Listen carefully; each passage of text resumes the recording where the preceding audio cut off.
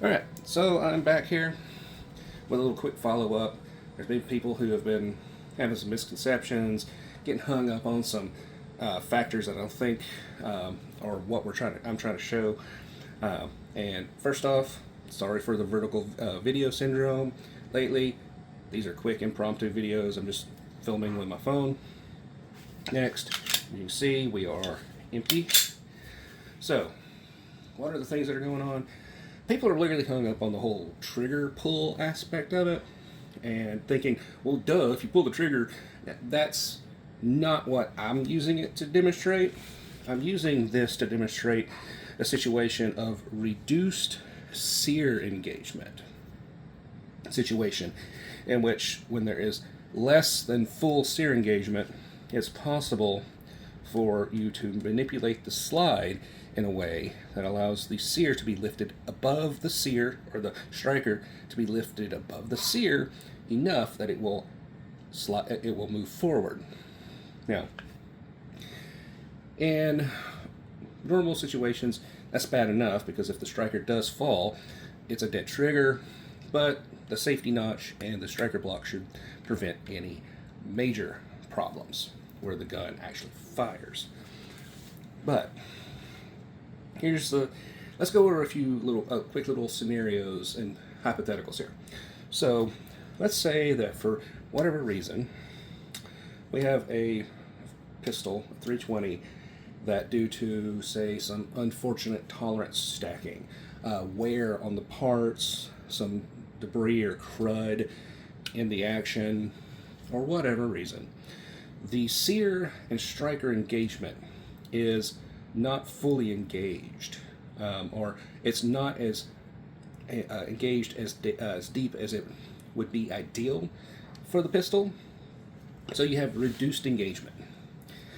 And in that situation, you would have, like what I was demonstrating with the other video, where movement of the slide would cause the sear to be lifted high enough to be released, or the striker to be released. So now we have that hypothetical where we have a mechanical issue with the firearm. Now, let's go to the other one. Poor holster design. So you have a holster that's allowing some pressure and friction just on the side of the trigger, not a lot, just enough that it pulls the trigger back just through the pre-travel. Because that's a very light, it's not difficult to move it that little bit. But here's the big problem with the 320. Let's see if we can show this. Alright, you see right here that little lever that's moving. Just the pre-travel. That's all I'm moving, is just to the pre-travel.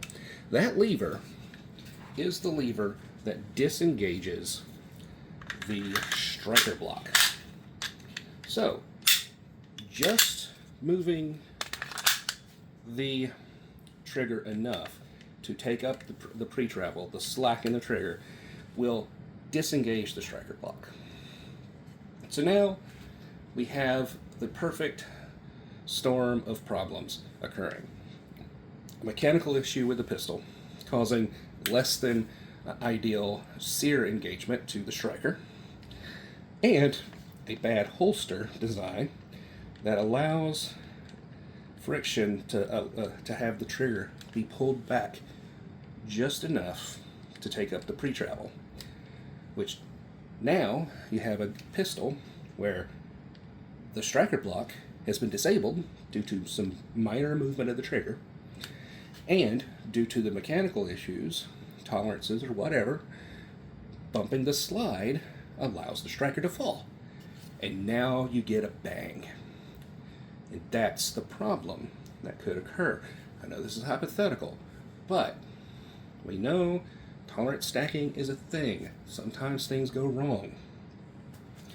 SIG themselves have blamed holsters as being the root cause of the problem, saying that they're pulling the trigger. Now, I seriously doubt that a holster design that was so bad that it would pull the trigger enough to actually fully fire the pistol would happen during a bump after you've holstered it. That I would think it would have fired as you holstered, more than likely.